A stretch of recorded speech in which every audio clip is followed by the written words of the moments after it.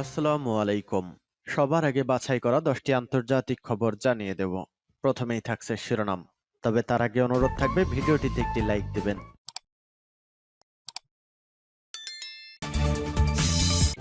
জানিয়ে দেব এই মুহূর্তে সর্বশেষ গুরুত্বপূর্ণ আপডেট। আন্তর্জাতিক সংবাদ। শক্তিশালী সামরিক বাহিনী, যুক্তরাষ্ট্র ১, রাশিয়া ২, চীন ৩। থাকছে এ বিষয়ে বিস্তারিত। এরপর জানিয়ে দিব রাশিয়াকে ঠেকাতে নতুন পরিকল্পনায় ন্যাটো। আরো জানিয়ে দেব সুইডেনের ন্যাটো সদস্যপদ লাভে সমর্থন তুরস্কের। এদিকে গ্যাস ক্ষেত্র নিয়ে ইরানের সাথে কুয়েত, সৌদি আরবের নতুন বিরোধ।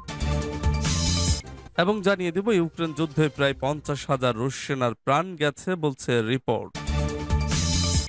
সর্বশেষ জানিয়ে দিব ইউতে যোগ দেওয়ার উচ্চাভিলাষ, ফের এরদোয়ানের গরম ভাতে জল। শুনছিলেন সংবাদ শিরোনাম, এখন বিস্তারিত। তবে তার আগে অনুরোধ থাকবে ভিডিওটিতে একটি লাইক এবং কমেন্টস করে জানিয়ে দিন আজকের এই ভিডিও সম্পর্কে আপনার মূল্যবান মতামত। আর হ্যাঁ বন্ধুরা, অবশ্যই ঝটপট করে এই ভিডিওটি আপনার বন্ধুদের মাঝে শেয়ার করে ছড়িয়ে দিন। আর জানিয়ে দিন আপনি কোন জেলা থেকে বা কোথা থেকে আমাদের সংবাদ শুনছেন এবং দেখছেন। শক্তিশালী সামরিক বাহিনী, যুক্তরাষ্ট্র ১, রাশিয়া ২, চীন ৩। বিশ্বের সবচেয়ে শক্তিশালী সামরিক বাহিনীর অধিকারী দেশ হিসেবে মার্কিন যুক্তরাষ্ট্রের নাম বহাল রয়েছে। ২, ৩ ও ৪ নম্বরে রাশিয়া, চীন ও ভারতের নাম একই জায়গায় রয়েছে। তবে এগিয়েছে পাকিস্তান, তারা ৭ নম্বরে উঠে এসেছে।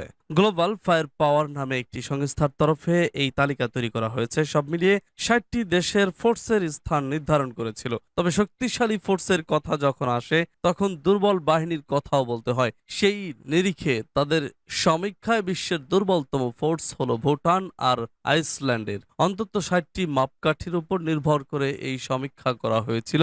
আসলে বিভিন্ন মাপকাঠির ভিত্তিতে এই তালিকা তৈরি করা হয়। তার মধ্যেই একটা বড় ব্যাপার হলো সেনাবহর, সেই সাথে তাদের অস্ত্র সম্ভারও দেখা হয়েছে। সব মিলিয়ে ১৪৫টি দেশকে এই তালিকায় রাখা হয়েছে। প্রতি বছর তাদেরকে কোন স্থানে ছিল সেটাও এই তালিকায় দেখানো হয়েছিল। এবার দেখে নিন সেই ১০টা দেশ, দেখে নিন তারা কে কোন স্থানে রয়েছে। মার্কিন যুক্তরাষ্ট্র ১, রাশিয়া ২, চীন ৩, ভারত ৪, ইউনাইটেড কিংডম ৫, দক্ষিণ Korea ৬, Pakistan ৭, Japan ৮, France ৯, Italy ১০। দুর্বল সামরিক বাহিনীর তালিকা: Bhutan ১, Benin ২, Moldova ৩, Somalia ৪, Liberia ৫, Suriname ৬, Belize ৭, Central African Republic ৮, ৯, Iceland, Sierra Leone ১০।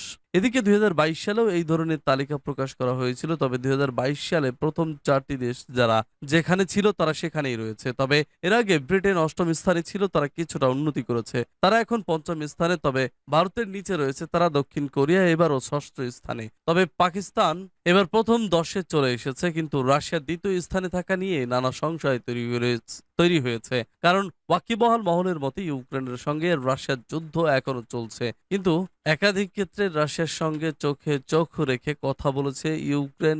সেক্ষেত্রে এ নিয়ে নানা চর্চা রয়েছে আন্তর্জাতিক মহলে। সূত্র হিন্দুস্তান টাইমস। রাশিয়াকে ঠেকাতে নতুন পরিকল্পনায় ন্যাটো। আরো কয়েক ঘন্টা পরে লিথুয়ানিয়ার রাজধানীতে শুরু হতে যাচ্ছে যুক্তরাষ্ট্র নেতৃত্বাধীন পশ্চিমা দেশগুলোর প্রতিরক্ষা জোট ন্যাটোর দুদিনব্যাপী বার্ষিক সম্মেলন, যার উপর সতর্ক নজর রাখছেন রাশিয়ার প্রেসিডেন্ট ভ্লাদিমির পুতিন। যুক্তরাষ্ট্র প্রেসিডেন্ট জো বাইডেন, ফরাসি প্রেসিডেন্ট ইমানুয়েল ম্যাক্রো, ব্রিটিশ প্রধানমন্ত্রী ঋষি সুনাক, জার্মান চ্যান্সেলর ওলাফ শলজ সহ এই জোটের ৩১টি সদস্য দেশের নেতারা এতে যোগ দিচ্ছেন, যারা দুদিন ধরে প্রধানত ইউক্রেন যুদ্ধ নিয়েই আলোচনা করবেন। ইতিমধ্যে ইউক্রেনের রাশিয়ার সামরিক অভিযানের ৫০০ দিন পার হয়ে গেছে।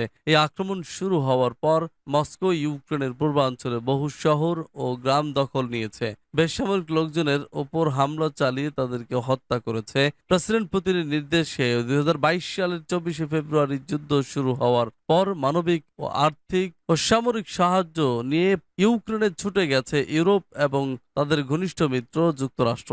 জার্মানি ভিত্তিক অর্থনৈতিক গবেষণা প্রতিষ্ঠান কিল ইনস্টিটিউট ফর দ্য গ্লোবাল ইকোনমির হিসেব অনুসারে এবছরের মে মাসের মধ্যে এই সাহায্যের আর্থিক পরিমাণ দাঁড়িয়েছে প্রায় $১৬,০০০ কোটি।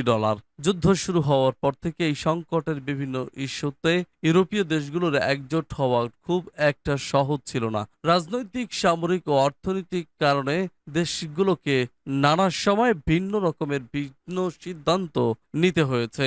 এই পরিস্থিতিতে একটি কঠিন প্রশ্ন হচ্ছে, পরমাণু শক্তিধর রাশিয়ার সাথে সরাসরি ও সর্বাত্মক যুদ্ধে না জড়িয়ে ন্যাটো ক্রেমলিনকে কেমন বার্তা পাঠাবে যাতে তারা তাদের ইচ্ছা অনুসারে ইউক্রেন অথবা ইউরোপের অন্য কোনো দেশ দখল করে নিতে না পারে। কূটনীতিকরা বলছেন 11-12 জুলাই আসন্ন এই সম্মেলনে রাশিয়ার আক্রমণ মোকাবেলার বিষয়ে বিস্তারিত এক পরিকল্পনা নিয়ে আলোচনা হবে। বলা হচ্ছে, শীতল যুদ্ধ অবসানের পর রাশিয়াকে মোকাবেলায় এটাই সবচেয়ে বড় পরিকল্পনা। ন্যাটো কি? পশ্চিমা দেশগুলোর প্রতিরক্ষা জোট, অর্থ নর্থ আটলান্টিক ট্রিটি অর্গানাইজেশন, সংক্ষেপে বলা হয় ন্যাটো। 12টি দেশ মিলে 1949 সালে এই জোট গঠন করেছিলেন। তাদের মধ্যে রয়েছে যুক্তরাষ্ট্র, ব্রিটেন, কানাডা এবং ফ্রান্স।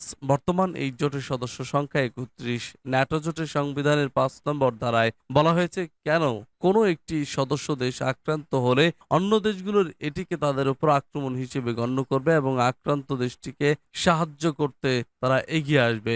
এই জোটের আসল লক্ষ্য ছিল দ্বিতীয় বিশ্বযুদ্ধের অবসানের পর তৎকালীন সোভিয়েত ইউনিয়ন যাতে ইউরোপে তাদের সম্প্রসারণ ঘটাতে না পারে। কিন্তু 1991 সালে সোভিয়েত ইউনিয়ন ভেঙে যাওয়ার পর পূর্ব ইউরোপের বেশ কয়েকটি দেশ ন্যাটোতে যোগ দেয়। সাবেক সোভিয়েত ইউনিয়নের অংশ রাশিয়ার পক্ষ থেকে এ বিষয়ে উদ্বেগ প্রকাশ করে বলা হয় যে পূর্ব ইউরোপের এইসব দেশ ন্যাটোতে যোগদানের ফলে তাদের নিরাপত্তা হুমকি মুখে পড়েছে।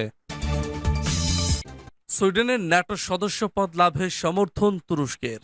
তুর্কি প্রেসিডেন্ট রজব তাইপ এরদোগান মার্কিন নেতৃত্বাধীন সামরিক জোট ন্যাটোতে সুইডেনের অন্তর্ভুক্তিতেও রাজি হয়েছেন তুরস্কের নিরাপত্তা উদ্বেগের কথা বলে। দেশটি 1 বছরের বেশি সময় ধরে ন্যাটোতে সুইডেনের সদস্যপদ আটকে রেখেছিল। ন্যাটোর মহাসচিব জেন্স স্টলটেনবার্গ সোমবার ঘোষণা করেন যে এরদোগান তুর্কি পার্লামেন্টে সুইডেনের সদস্যপদ সমর্থন করেন প্রস্তাব উত্থাপন করতে রাজি হয়েছেন। লিথুয়ানিয়ার ভিলনিয়াসে এরদোগান ও সুইডিশ প্রধানমন্ত্রী উলফ ক্রিস্টারসনের মধ্যে আলোচনার পর ন্যাটোর মহাসচিব এই পদক্ষেপের কথা ঘোষণা করেন। ন্যাটোর সদস্যপদ পেতে হলে সামরিক জোটটির সকল সদস্যের অনুমোদন প্রয়োজন হয়। সুইডেন আঙ্কারা সন্ত্রাসী ঘোষিত কুর্দি অ্যাক্টিভিস্টদের আশ্রয় দিচ্ছে এমন অভিযোগ এনে সুইডেনের ন্যাটোতে অন্তর্ভুক্তির বিরোধিতা করে তুরস্ক। এছাড়া স্টকহোমে কোরআন পড়ানো, ইসলাম বিরোধী তৎপরতা ইত্যাদি ও তুর্কি কর্মকর্তাদের ক্ষুব্ধ করে। এদিকে সুইডেনের সদস্যপদ সমর্থন করার আগে এরদোগান ইউরোপিয়ান ইউনিয়নের তুরস্কের সদস্যপদ প্রাপ্তি স্থগিত রাখার বিষয়টি নতুন করে উত্থাপন করেন। এই প্রথমবার এরদোগান ন্যাটো সদস্যপদে সুইডেনের অন্তর্ভুক্তির সাথে তার দেশের ইউরোপিয়ান ইউনিয়নে অন্তর্ভুক্তিকে সম্পর্কিত করেন। সূত্র আল জাজিরা। গ্যাস ক্ষেত্র নিয়ে ইরানের সাথে কুয়েত সৌদি আরবের নতুন বিরোধ।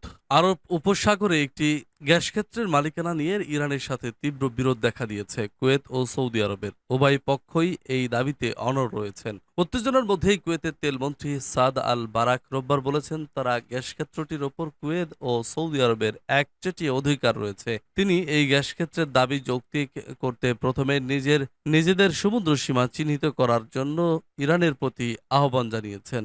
ইরান ইতিপূর্বে বলেছিল এই গ্যাস ক্ষেত্রের ওপর তাদের দাবি রয়েছে, তারা